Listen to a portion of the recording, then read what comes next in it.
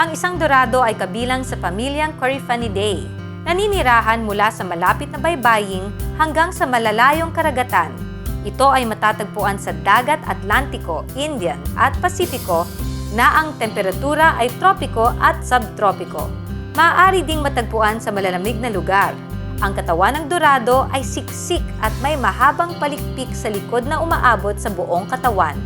Ang palikpik sa buntot at puwit ay ganap na malukong.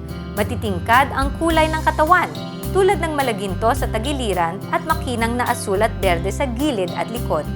Ang noo ng tigulang na lalaki ay nakalitaw sa itaas ng katawan.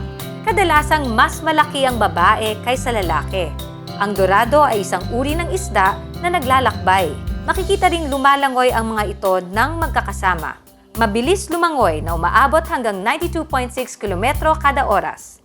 Ang mga mangingisda ay gumagamit ng payaw at lambat sa panghuhuli ng dorado. Madalas ding napapasama sa lambat na ginagamit na panghuhuli ng tuna at malasugi. Popular din ang dorado sa mga taong mahilig sa esports dahil sa kagandahan, laki, sarap at bilang nito.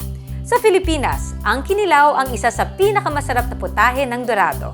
Dorado, sagisag kultura ng Pilipinas.